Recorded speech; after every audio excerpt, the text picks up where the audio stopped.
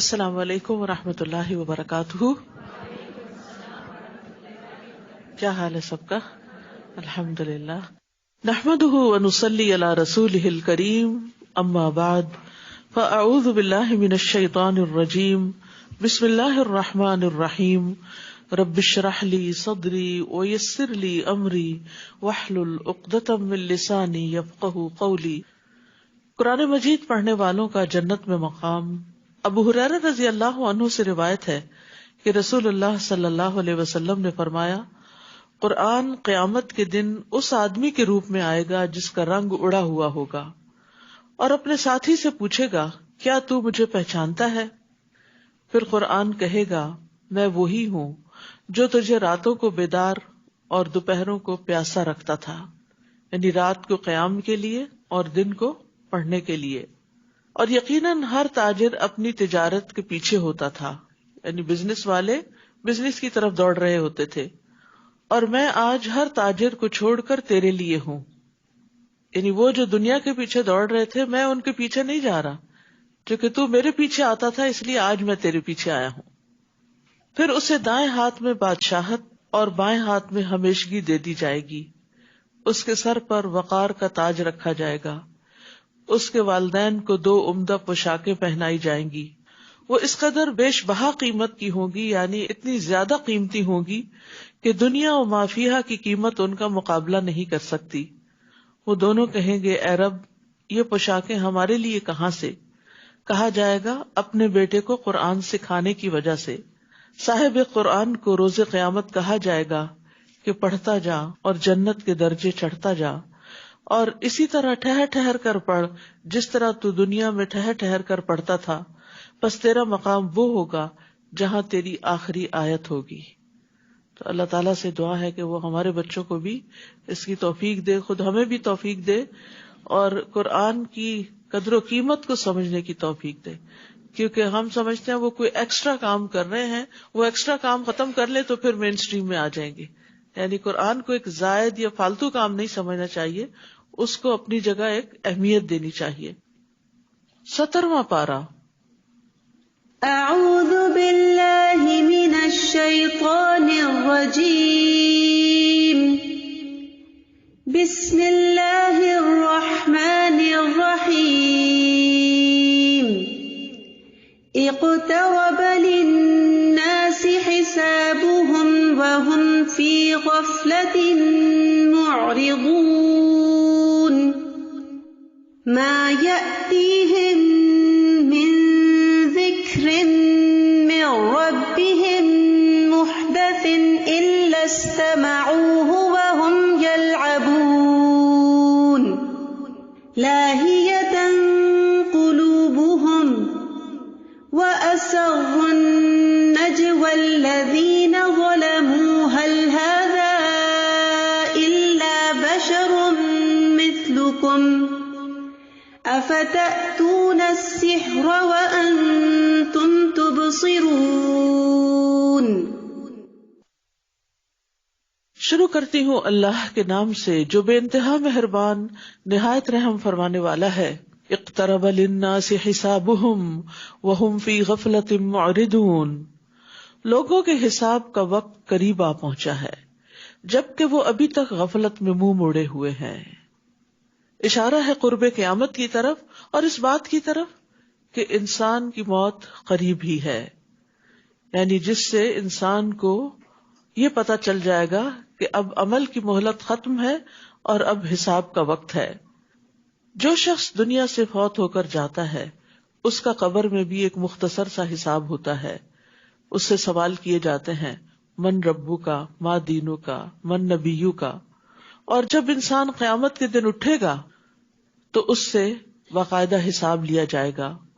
وہ حساب کس بارے میں ہوگا کہ اس نے زندگی کن کاموں میں گزاری، جوانی کہاں گزاری، اس نے مال کہاں سے کمایا اور کہاں خرچ کیا، اور جو علم حاصل کیا اس پر عمل کتنا کیا.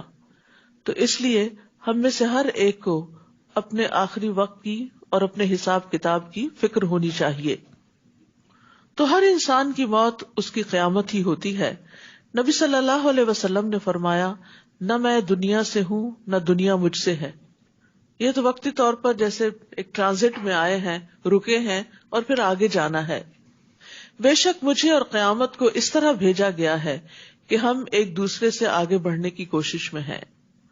رسول اللہ صلی اللہ علیہ وسلم کے ساتھی سہل بن سعد سے روایت ہے، وہ کہتے ہیں کہ رسول اللہ صلی اللہ علیہ وسلم نے مجھ سے فرمایا، مجھے اور قیامت کو اس انگلی اور اس انگلی کی طرح بھیجا گیا ہے. یعنی آپ نے شہادت کی انگلی اور اس کے ساتھ والی انگلیاں دونوں کو اکٹھا کر دیا. یعنی آپ کے بعد اب اور کوئی نبی نہیں آئے گا، بلکہ اب ہم قیامت کی طرف ہی جا رہے. اور ایک حقیقت ہے کہ دنیا کی ایگزسٹنس میں جتنا وقت گزر چکا ہے اس کے مقابلے میں اب آئندہ بہت تھوڑا باقی رہ گیا ہے اور قیامت قریب ہی ہے. ابی ابن کعب سے مروی ہے، وہ فرماتے ہیں جب رات کا تہائی حصہ گزر جاتا تو رسول اللہ صلی اللہ علیہ وسلم اٹھ کھڑے ہوتے اور فرماتے، اے لوگو، اللہ کو یاد کرو، اللہ کو یاد کرو.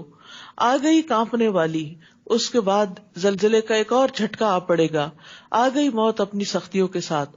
تو یہاں پر ہم دیکھتے ہیں کہ نبی صلی اللہ علیہ وسلم لوگوں کو، جو رات کا آخری حصہ بہت میٹھی نیند آنے کا وقت ہوتا ہے نا، تو اس وقت خبردار کر رہے ہیں کہ آ گئی کانپنے والی، یعنی قیامت زلزلے کے ساتھ آئے گی، اور آ گئی موت اپنی سختیوں کے ساتھ. یعنی بڑی قیامت تو بعد میں آئے گی، لیکن چھوٹی قیامت جو موت ہے وہ بھی بہت قریب ہے، اور موت کی اپنی سختیاں ہیں. نبی صلی اللہ علیہ وسلم نے یہ بھی فرمایا کہ جنت تم سے تمہارے جوتے کے تسمے سے بھی زیادہ قریب ہے، اور اسی طرح آگ بھی.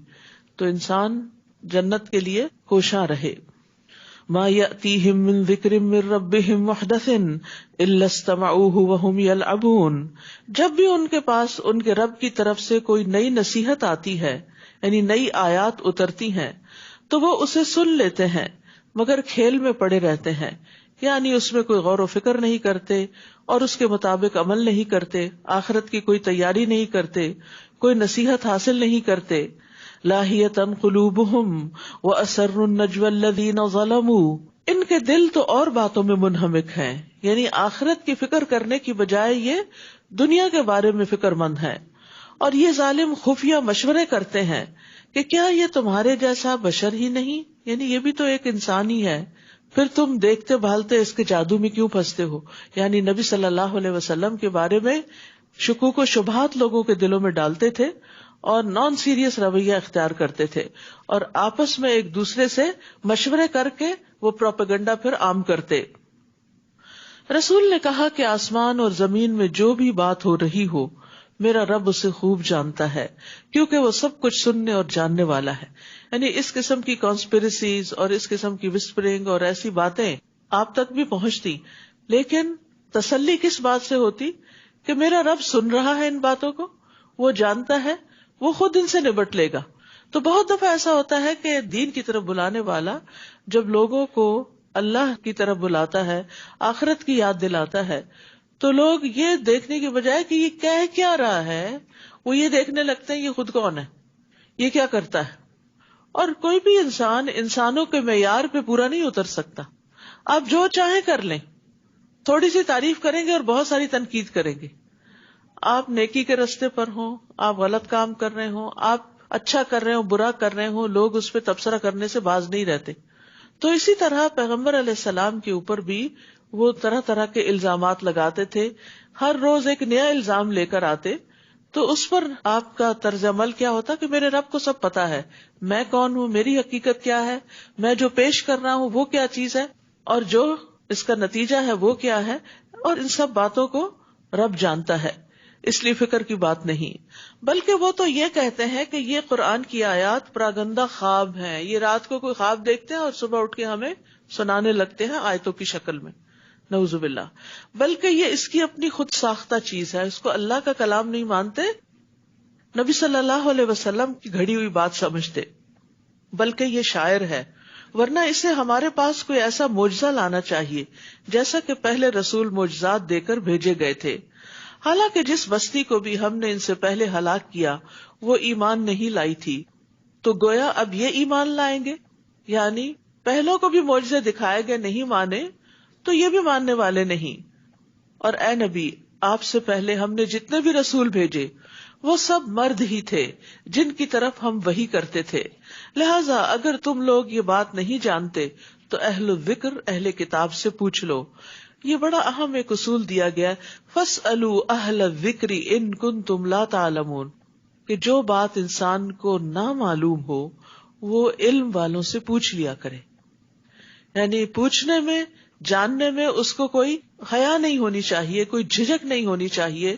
خیر کی بات کا انسان کو حریص ہونا چاہیے، اور جس چیز میں بھی شبہ ہو، شک ہو، عمل کے اعتبار سے کوئی کنفیوژن ہو کسی چیز کے کرنے کے اعتبار سے، تو انسان کو تکبر نہیں کرنا چاہیے، حیا نہیں کرنی چاہیے، اور جس کو صحیح بات معلوم ہو اس سے وہ بات معلوم کر لینی چاہیے. فَاسْأَلُوا أَهْلَ الذِّكْرِ إِن كُنتُمْ لَا تَعْلَمُونَ. اور یہاں پر رسول اللہ صلی اللہ علیہ وسلم کی رسالت کے بارے میں کہا گیا ہے کہ اگر تمہیں آپ کی رسالت کے بارے میں کوئی شک ہے تو رسول کی نشانیاں کیا ہوتی ہیں یہ جاننے والوں سے پوچھ لو تاکہ تمہارا یہ شک دور ہو جائے. ہم نے ان رسولوں کے جسم ایسے نہیں بنائے تھے جو کھانا نہ کھاتے ہوں، اور وہ ہمیشہ رہنے والے بھی نہ تھے. پھر ہم نے ان رسولوں سے جو وعدہ کیا تھا اسے پورا کر دیا. ہم نے انہیں بھی بچا لیا اور جس جس کو ہم نے چاہا اسے بھی، اور حد سے آگے بڑھنے والوں کو ہلاک کر دیا. لوگوں، بلا شبہ یقیناً ہم نے تمہاری طرف ایسی کتاب نازل کی ہے جس میں تمہارا ہی ذکر ہے، کیا تم سمجھتے نہیں؟ یعنی یہ قرآن جو ہے یہ تمہاری ہی بات کرتا ہے، اس میں تمہارے متعلق گفتگو ہے، اس میں تمہارے اچھے اور برے اخلاق کا ذکر ہے، اس میں تمہارے اچھے اعمال کا ذکر ہے. اگر تم اس کو مضبوطی سے تھام لوگے اور جو کچھ اس میں ہے اس پر پوری طرح عمل پیرا ہو جاؤ گے تو اس میں تمہارا ہی شرف اور عزت ہے. ذکرکم کا مطلب شرف اور عزت. اور ایک معنی یہ بھی کیا گیا ہے کہ اس میں تمہارے ان دینی معاملات کا ذکر ہے جن کی تمہیں ضرورت ہوتی ہے، اور اس میں ایسی چیزیں ہیں جن پر عمل کرنے میں تمہاری زندگی ہے اور تمہاری کامیابی ہے. تو اللہ کی کتاب بعض لوگوں کے لیے عزت اور بلندی کا سبب بنتی ہے اور بعض لوگوں کے لیے ذلت کا سبب. عامر بن واصلہ سے روایت ہے کہ نافع بن عبد الحارث عمر رضی اللہ عنہ سے عصفان کے مقام پر ملے، اور عمر رضی اللہ عنہ نے انہیں مکہ کا عامل مقرر کیا ہوا تھا. تو حضرت عمر نے پوچھا کہ تم یہاں جو آئے ہو تو مکہ والوں پر کس کو عامل یا گورنر بنا کر آئے ہو؟ تو نافع نے کہا ابن ابزہ کو. انہوں نے کہا کہ ابن ابزہ کون ہے؟ کہنے لگے ہمارے آزاد کردہ غلاموں میں سے ایک غلام ہے، یعنی غلام ہے اور اب اتنے بڑے مرتبے تک پہنچ گیا. عمر نے کہا تم نے ایک آزاد کردہ غلام کو اپنا جانشین بنا ڈالا؟ انہوں نے کہا وہ اللہ عز و جل کی کتاب کو پڑھنے والا اور فرائض کا عالم ہے. عمر رضی اللہ عنہ نے کہا واقعی تمہارے نبی نے سچ فرمایا، بے شک اللہ اسی کتاب کے ذریعے بہت سے لوگوں کو اونچا کرتا ہے اور بہتوں کو اس کے ذریعے نیچے گراتا ہے. یعنی اگر کوئی خالص نیت کے ساتھ اس کتاب کو پڑھتا ہے تو اللہ تعالیٰ اس کتاب کی وجہ سے لوگوں کے دلوں میں اس کی محبت ڈال دیتا ہے، اس کو بلند مقام عطا کرتا ہے، اور اس کی دنیا بھی آسان ہو جاتی ہے اور آخرت بھی. اور جب کوئی شخص اس کو دنیاوی مقاصد کے لیے پڑھتا ہے یا پھر خراب نیت کے ساتھ پڑھتا ہے تو اپنی دنیا اور آخرت دونوں کا نقصان کرتا ہے. وَكَمْ قَصَمْنَا مِنْ قَرْيَةٍ كَانَتْ ظَالِمَةً وَأَنشَأْنَا بَعْدَهَا قَوْمًا آخَرِينَ. کتنی ہی ایسی بستیاں ہیں جن کے رہنے والے ظالم تھے تو انہیں ہم نے پیس کے رکھ دیا اور ان کے بعد دوسرے لوگ پیدا کر دیے. اب پچھلی بستیوں کے انجام سے خبردار کیا جا رہا ہے. یاد رکھیے کہ یہ سورت الانبیاء ہے اور اس میں انبیاء کا ذکر کثرت کے ساتھ ہے، یعنی سورت کے اندر جو کانٹینٹ ہے وہ انبیاء سے متعلق ہے. اور یہاں بھی جو بات کی جا رہی ہے جن بستیوں کی طرف بھیجے گئے تھے انبیاء، ان کے ساتھ کیا بیتی اس کا ذکر کیا جا رہا ہے. فَلَمَّا أَحَسُّوا بَأْسَنَا اِذَا هُمْ مِنْهَا يَرْكُضُونَ. پھر جب ان کو ہمارا عذاب محسوس ہوا تو لگے وہاں سے بھاگنے. ہم نے کہا بھاگو نہیں بلکہ اپنے مکانوں اور اس عیش و عشرت کے سامان کی طرف لوٹ آؤ جس سے تم مزے اڑا رہے تھے، شاید کہ تم سے حقیقت حال کے متعلق سوال کیا جائے. قالوا یا ویلنا انا کنا ظالمین. وہ کہنے لگے ہائے افسوس ہم ہی خطا کار تھے کہ دنیا کے پیچھے بھاگتے رہے. وہ یہی پکارتے رہے یہاں تک کہ ہم نے انہیں کٹی ہوئی کھیتی کی طرح بنا دیا اور وہ بجھ کر وہیں ڈھیر ہو گئے. جیسے کوڑے کا ڈھیر ہوتا ہے ایسے ہی مرنے کے بعد ان کے جسموں کا ڈھیر تھا اور ان کے اندر کوئی رمق باقی نہیں رہی، کوئی شان و شوکت اور کوئی دنیا کی لذت جسے وہ حاصل کرتے تھے وہ باقی نہ رہی ان کے لیے، سب کچھ ختم ہو کے رہ گیا. اور یہ لفظ جو ہے نا بہت میننگ فل ہے، جعلناہم حصیدا خامدین، ہم نے ان کو بجھے ہوئے ڈھیر کی طرح کر دیا. یعنی جیسے آگ جلانے کے بعد راکھ کا ایک ڈھیر ہو جاتا ہے، بس اس طرح وہ ڈھیر بن کے رہ گئے جس کے اندر کوئی زندگی کی حرارت اور کوئی رمق نہ تھی. اور ہم نے آسمان، زمین اور جو کچھ ان کے درمیان ہے انہیں محض کھیل کے طور پر پیدا نہیں کیا کہ انسان ان چیزوں کو دیکھ کر انجوائے کرے، ان کو کام میں لائے اور پھر رب کو راضی نہ کرے. اگر ہمارا مقصود کھیل ہی ہوتا تو اپنے ہاں ہی ایسا کر سکتے تھے، بلکہ ہم باطل پر حق کی ضرب لگاتے ہیں تو حق باطل کا بھیجا نکال دیتا ہے اور باطل شکست کھا کر بھاگ اٹھتا ہے، اور تمہارے لیے ہلاکت ہے ان باتوں کی وجہ سے جو تم بیان کرتے ہو. آسمانوں اور زمین میں جو کچھ ہے سب اسی کا ہے، اور جو مخلوق یعنی فرشتے اس کے حضور میں ہیں یعنی آسمانوں میں ہیں وہ اس کی بندگی سے اکڑتے نہیں، تکبر نہیں کرتے، اور نہ ہی وہ اکتاتے ہیں، یعنی عبادت کر کر کے تھکتے نہیں.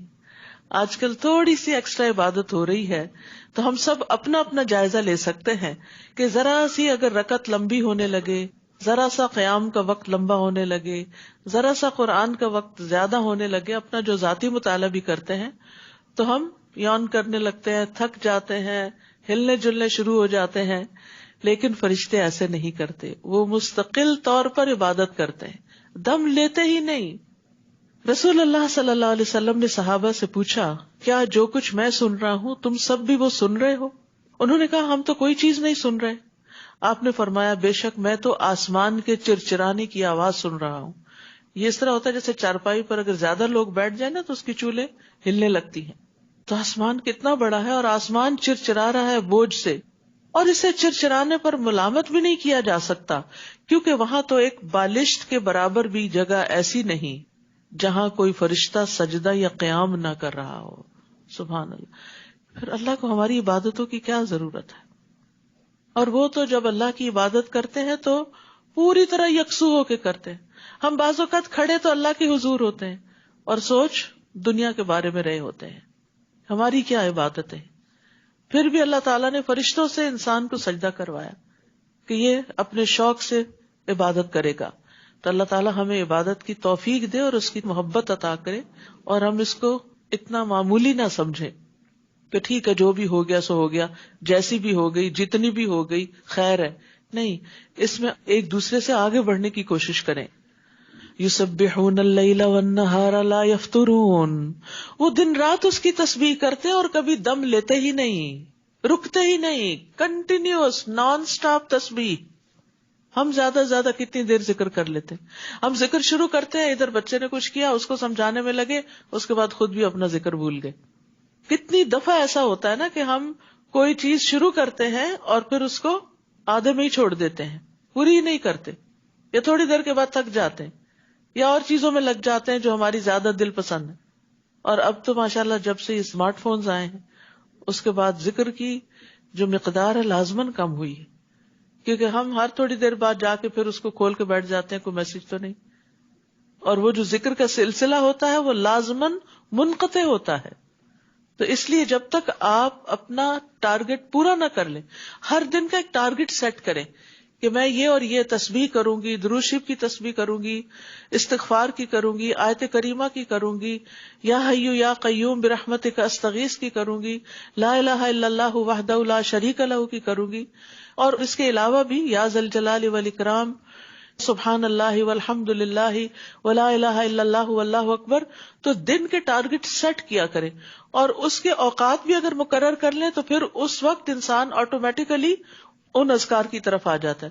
مثلا کھانا پکاتے ہوئے میں کنٹینیوسلی یہ ذکر کروں، کوئی ایک مقرر کر لیں، کلیننگ کے وقت یہ کروں گی، فلاں وقت یہ کروں گی، بستر پر جا کر سونے سے پہلے یہ کروں گی. تو اس سے کیا ہوگا کہ انشاءاللہ آپ کسی نہ کسی مقدار میں ضرور ذکر کر پائیں گے. لیکن اگر آپ نے ٹارگٹ نہیں سیٹ کیا نا، کوئی گول نہیں اپنا مقرر کیا، تو پھر کیا ہوگا؟ پھر یہی لڑکھڑاتے رہ گئے، کبھی کیا کبھی نہ کیا، کبھی تھوڑا کیا کبھی زیادہ کیا.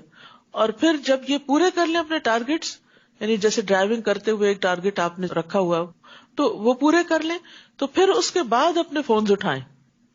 ہر وقت کوئی ایمرجنسی نہیں ہوتی کہ ہمیں ہر وقت میسج چیک کرنا ہے. اب تو ادب آداب بھی بھول گئے ہیں. کسی کی مجلس میں بیٹھے ہوئے ہوں, بچوں کے ساتھ بیٹھے ہوئے ہوں, شوہر کے ساتھ بیٹھے ہوئے ہوں, دھیان ادھر ہی ہے.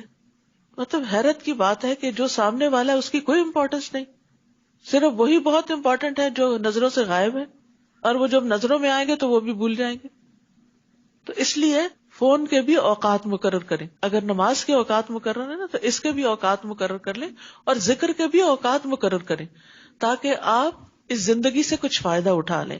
کل حسرتیں نہ ہو کہ ہم نے اتنا وقت اس پہ لگا دیا. بچوں کے لیے تو ہم اسکرین ٹائم فکس کرتے ہیں تو اپنے آپ کو اس سے آزاد محسوس کرتے ہیں. کیا انہوں نے زمین میں ایسے الہ بنا رکھے ہیں جو انہیں عذاب الہی سے مر جانے کے بعد زندہ اٹھا کھڑا کریں گے؟ اگر زمین و آسمان میں اللہ کے سوا کوئی اور بھی الہ ہوتے تو زمین و آسمان کا نظام درہم برہم ہو جاتا. لہٰذا جو کچھ یہ لوگ بیان کرتے ہیں ان سے اللہ پاک ہے جو عرش کا مالک ہے. فسبحان اللہ رب العرش عما یصفون لا يسأل عما يفعل وهم يسألون. وہ جو کچھ کرتا ہے اس سے کوئی باز پرس نہیں کر سکتا, البتہ ان سے ضرور باز پرس ہوگی. یعنی اللہ تعالیٰ اپنی مخلوق کے بارے میں جو فیصلہ کرتا ہے مخلوق اس سے پوچھ نہیں سکتی کہ یا رب تو نے ہماری یہ تقدیر کیوں مقرر کی, اور اللہ اس مخلوق سے ان کے عمل کے بارے میں ضرور پوچھے گا, کیونکہ ساری مخلوق اللہ کی ملکیت ہے, اللہ کی غلام ہے. کیا انہوں نے اللہ کے علاوہ دوسرے الہ بنا رکھے ہیں؟ آپ ان سے کہیے اس پر اپنی کوئی دلیل تو لاؤ. یہ ذکر یعنی قرآن ان لوگوں کے لیے نصیحت ہے جو میرے ساتھ ہیں, یعنی نبی صلی اللہ علیہ وسلم کے, اور یہ ذکر تورات اور انجیل وغیرہ ان لوگوں کے لیے بھی جو مجھ سے پہلے تھے. یعنی اللہ نے پہلے لوگوں کے لیے بھی ذکر بھیجا اور محمد صلی اللہ علیہ وسلم کی امت کے لیے بھی, مگر ان میں سے اکثر لوگ حق بات کو نہیں جانتے, لہٰذا وہ اس سے منہ پھیر لیتے ہیں.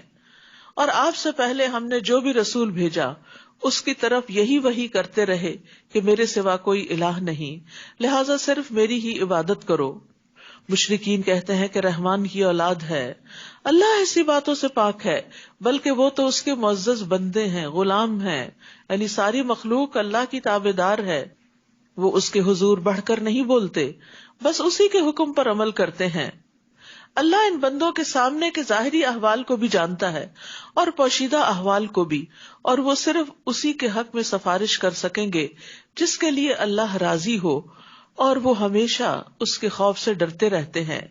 اور ان میں سے جو شخص یہ کہے کہ اللہ کے علاوہ بھی الہ ہوں اسے ہم جہنم کی سزا دیں گے, اور ہم ظالموں کو ایسی ہی سزا دیتے ہیں. استغفر اللہ. اولم یر الذین کفروا ان السماوات والارض کانتا رتقا ففتقناہما وجعلنا من الماء کل شیء حی افلا یؤمنون. کیا ان کافروں نے اس بات پر غور نہیں کیا؟ کیا انہوں نے دیکھا نہیں؟ اولم یرا, انہوں نے اب دیکھ نہیں لیا کیا کہ آسمان اور زمین آپس میں گڈمٹ تھے, ایک تھے. ففتقناہما, پھر ہم نے ان کو الگ الگ کیا. اور اب سائنس کا بھی نظریہ کیا ہے, بگ بینگ کے ذریعے وہ بڑا گولا جو ہے وہ مختلف حصوں میں پھٹ گیا. پھر ہم نے انہیں الگ الگ کیا اور ہر جاندار چیز کو پانی سے زندگی بخشی.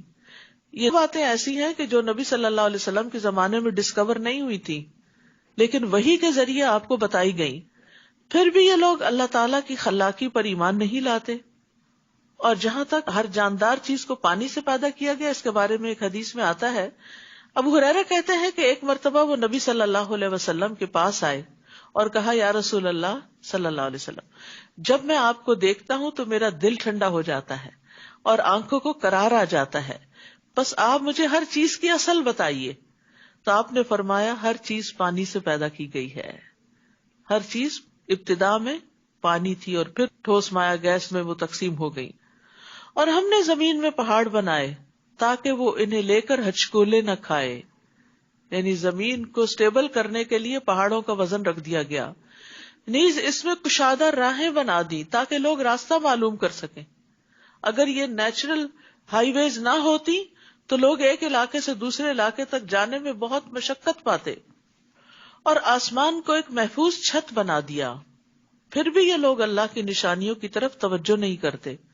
تو یاد رکھیے, اللہ کی نشانیوں کی طرف توجہ کرنا, غور و فکر کرنا, یہ بھی عبادت ہے, اور یہ بھی ہمارے لیے لازم ہے جس طرح قرآن کی آیات کو پڑھنا ضروری ہے، اسی طرح کائنات کی آیات کو اسٹڈی کرنا بھی ضروری ہے، اور ان علوم کو حاصل کرنا بھی ضروری ہے جس سے یہ کام آسان ہو، اور ایسے علوم کو عبادت کی نیت سے حاصل کرنا چاہیے تاکہ وہ مشکل کام آسان ہو جائے اور انسان یہ نہ سوچے کہ میرا وقت ضائع ہو رہا ہے.